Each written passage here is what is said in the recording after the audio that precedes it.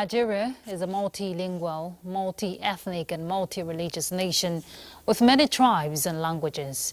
Now, this diversity has been identified as a potential for harnessing achievement towards greatness in the country.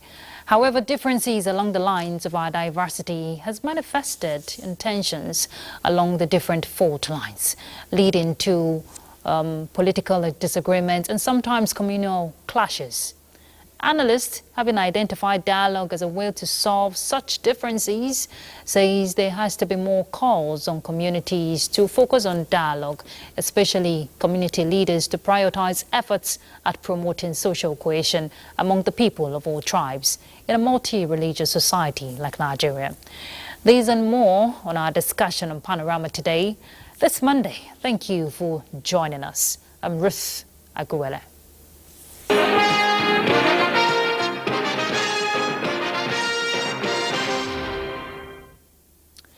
The Orongun of Okela Oba Adedokun Abolare has called on well-to-do individuals to assist government by investing massively in the nation's education sector and promote intellectual development as a means of securing a brighter future for the coming generations. Femi Afariogun reports. Years of its establishment, Oasis Royal Academy Osogbo has recorded tremendous progress as stakeholders gathered to celebrate the school. The Orongun of Okela of Adedokun Abolare in his lecture rated the standard of education in Nigeria high, stressing that Nigerians need to believe in the system. Government alone cannot do it. Private citizens, private individuals must get engaged in things that will promote citizenship. Secretary to Osun State Government, Teslim Igbalayi, and other stakeholders also advised the students to remain focused, saying education remains a major part of their lives. To have a lot of things have been done, like more than 500 or 600 schools have been renovated in Osun State presently, and it's still ongoing. So those are the things we are doing for our people, for the students and the teachers. One of the founders of the school, Mrs. Oluwaseyi Salam, who says the school is adopting the best technology of smart board for its students, advised parents to always check on their children. The new generation of parents push everything to the school. They should spend more time with their children at home. Check what the children are doing. Be more involved in the education of their children. Highlights of the event were presentation by students of Oasis, while awards were also given to distinguished Nigerians. In Osogbo, Femi Afariogun, NTA.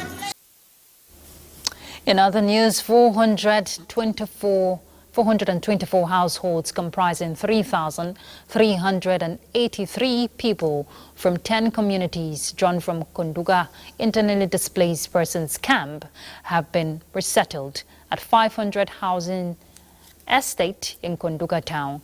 Governor Babagana Umar Zulum inaugurated the estate and flagged off the resettlement exercise, warning beneficiaries not to sell the houses. Mohammed Goni reports.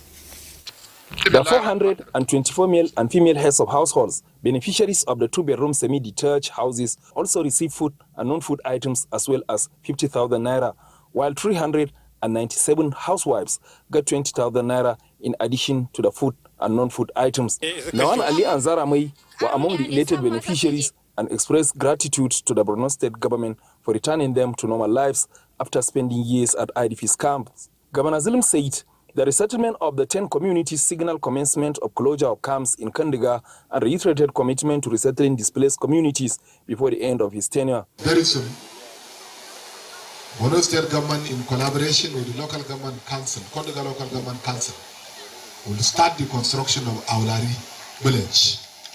Permanent Secretary in the Ministry of Reconstruction, Rehabilitation and Resettlement, Lawan Ali Gwani, noted that the resettlement of the 3,383 people cutting across age and gender is voluntary and done in a dignified manner. Elder statesman Kaka Malam Yali and Kandiga local government chairman Abba Abari appreciated Governor Zulum for the developmental projects in the area. They also noted state government's commitment to resettling more communities such as Delwa and urged the beneficiaries not to sell the houses and other commodities given to them. In Maiduguri, Mahmoud Goni, NTA News. All right, good news there from Maiduguri. Of course, you know, when communities like that, you know, resettle, when there are differences, they divide. Talking about communal clashes. And that's the focus of our discussion on Panorama, looking at dialogue as a way to bring people together, you know, united. And we have in the studio a public affairs analyst, Mohammed Musa. Thank you for joining us, Musa. I can call you Musa, right? Yeah, good afternoon, and thank you for having me also. All right, you have to speak a bit loud. I could barely hear you. All right, thank you for having me, and good afternoon to you too. You're welcome. Yeah. All right, when we look at Nigeria as a multilingual, multi-ethnic, and of course a multi-religious society, of course, and taking a look at our diversity, which is supposed to be our strength, but we get to see division here and there. What's your thought regarding how we can harness this unity, diversity, you know, as a formidable force? Well, from my own perspective, and I wish to go from the legal perspective before any other thing, as it is the paramount thing that guides human existence in a society, like the Constitution of the Federal Republic of Nigeria being the ground norm. When we check the Chapter 2 of this Constitution, we see the fundamental objectives of directive policy. In this Chapter 2, the motto of Nigeria is highlighted as unity and faith, peace and progress. And also the issue of national integration, irrespective of gender, ethnic, religious, or linguistic differences.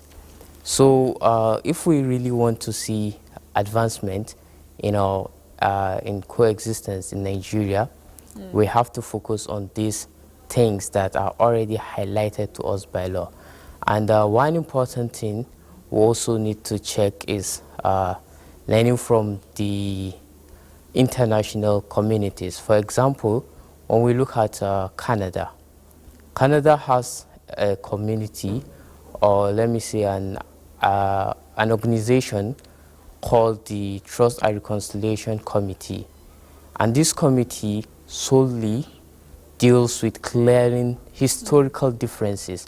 Yeah. You know, one of the main challenges we have is differences in Nigeria through our ethnic and religious differences, which politicians and it is used in the political space to gain advantage of the masses, to divide them and rule them.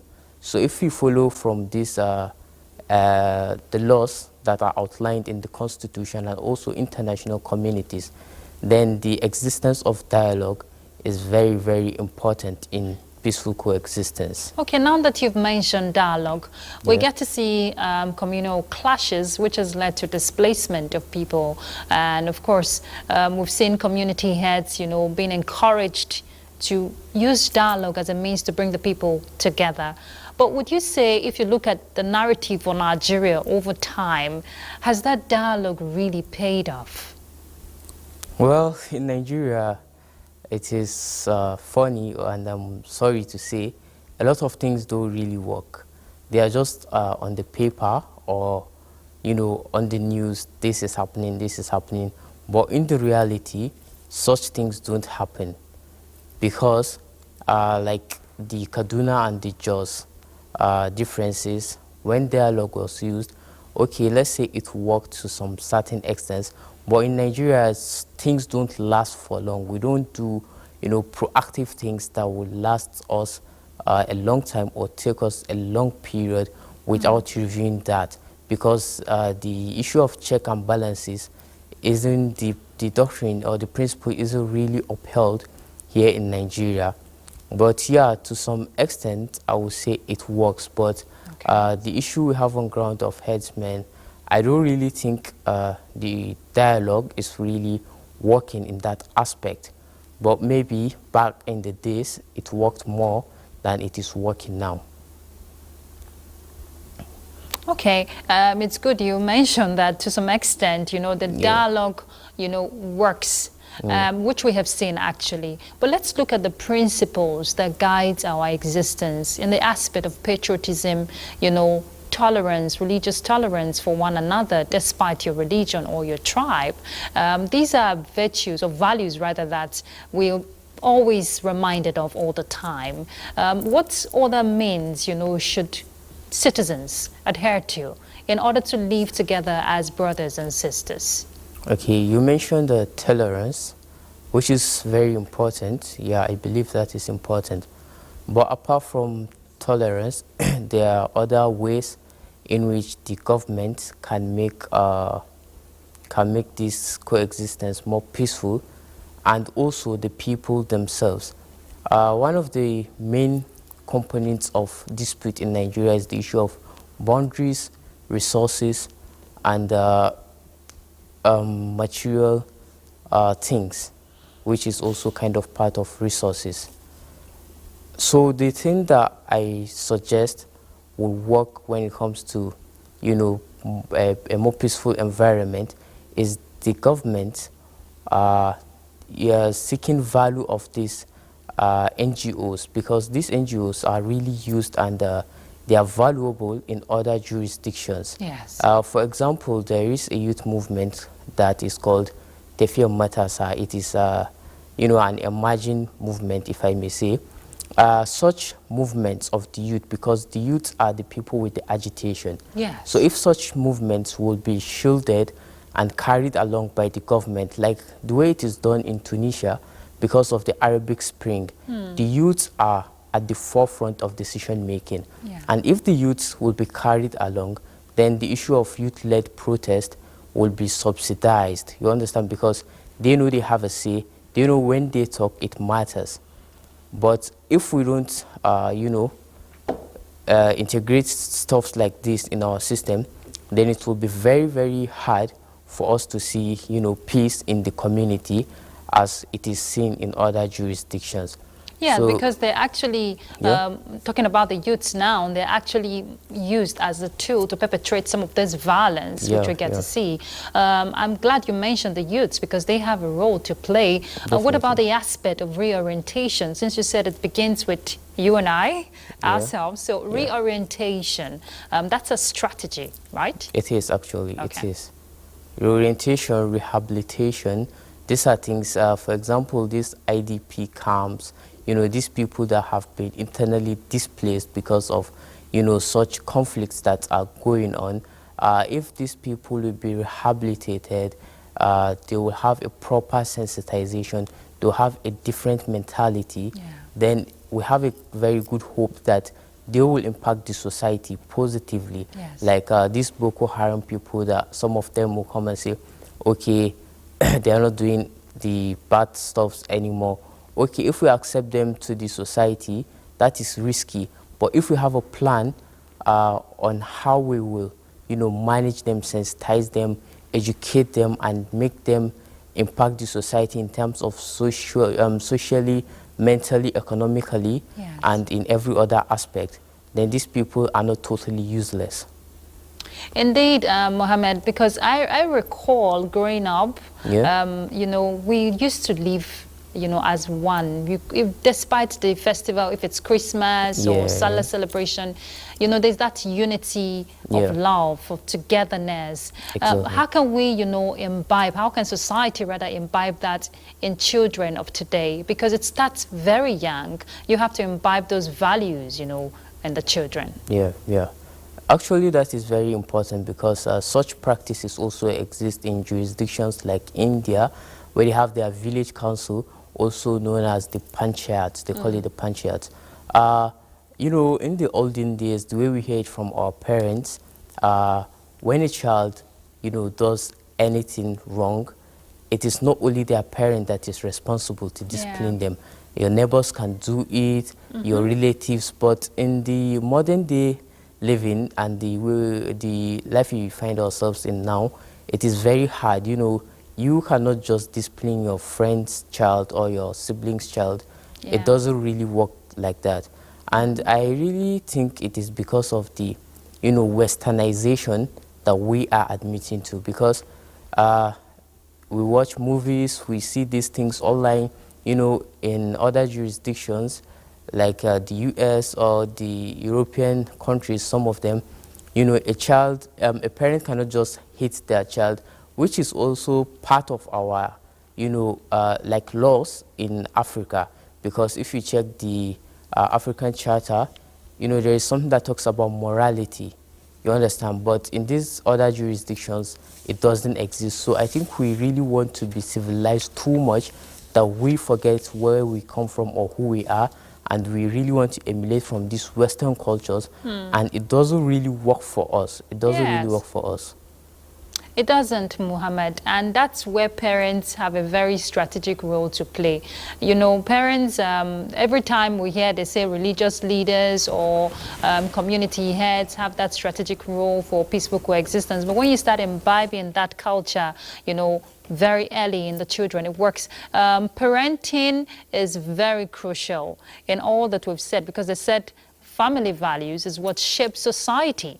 So how can, parents begin to guide their children beyond, and also even in schools? Let's not leave the schools out. They have a role to play. They teach children civic education and all of that. How can they imbibe that culture of peaceful coexistence among the younger ones? Well, I believe it is easier to do that in the olden days than it is easy to do that, because information is now rapid. It spreads rapidly in this modern world.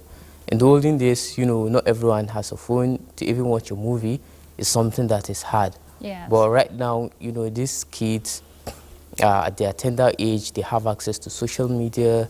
They watch whatever they want to watch, and they emulate what they want to watch. Sometimes the subconscious things that enters a child works more on them than the thing you sit down and you tell them. But something that I think is very important is us remembering our history and teaching these children what the history entails and what was the practice back in the days and how it actually impacted the society, not the way it is now. Because you see, when we look at Rwanda, after their genocide, there was the creation of the Gakaka Court in 1994. So these children will grow up knowing the importance of such practices, but if we don't teach them, then it will just be, it wouldn't have much value to them. Because what they see on social media is what they will emulate more, and if they don't know this history, they'll just see it as story, like fairy tale, not something they will really value. So what I think is very, very important is reminding them of their African heritage and their history. That will really impact their way of thinking. Indeed, where you're coming from will shape where you're going, right? Yes. Thank you so much, Mohammed Musa. He's a public affairs analyst and will continue to spread the message on NTA that united we will stand and divided we will fall. Let's take a break. We'll be back.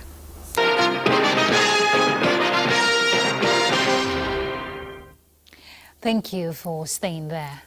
Ministry of Education is working assiduously, we hear, to restore the confidence of teachers and teaching profession through the provision of access to more institutions, admission spaces and scholarships to students willing to study.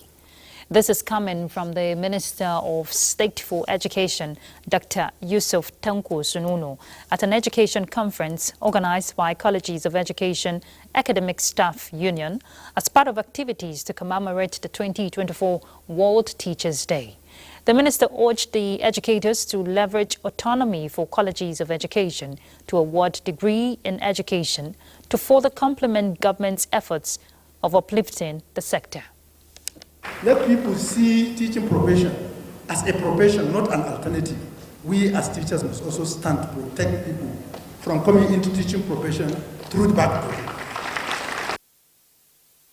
The Executive Secretary, National Commission for Colleges of Education, Professor Paulinus Chijoke Kwele, appealed to government at various levels to adopt the new reforms and to improve working environment for teachers. It is a game changer for Nigerian education system as it increases access to quality education, enhances employability, improves teacher training, and provides more options for students.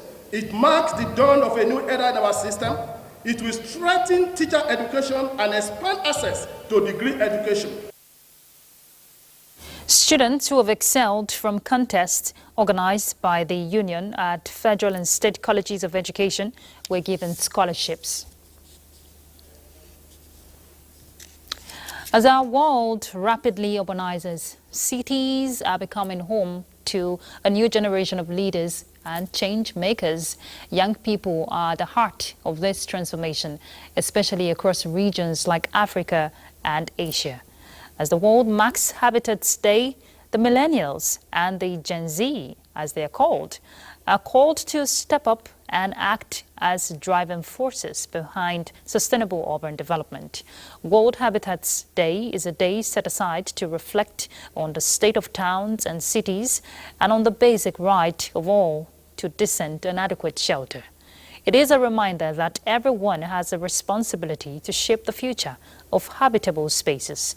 Our environment correspondent, Mina Daniels, reports that this year's theme, Youth to Create a Better Urban Future, places the bulk of the task on the youth, reminding them that a secured habitat today is an assurance for their future. And next will be Sports Update.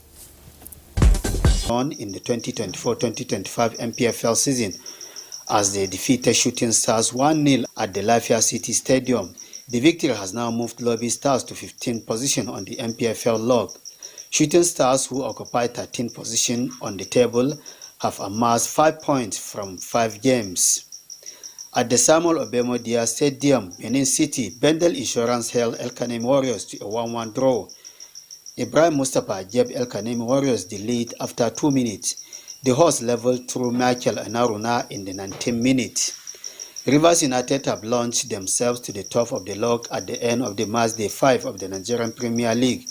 The Port Harcourt side beat Aqua United 2-1 to go afloat after initial leaders. Remo Stars crumbled to a 1-0 defeat at Aqua United in Lorraine on Sunday. It was Remo Stars' first defeat in the season.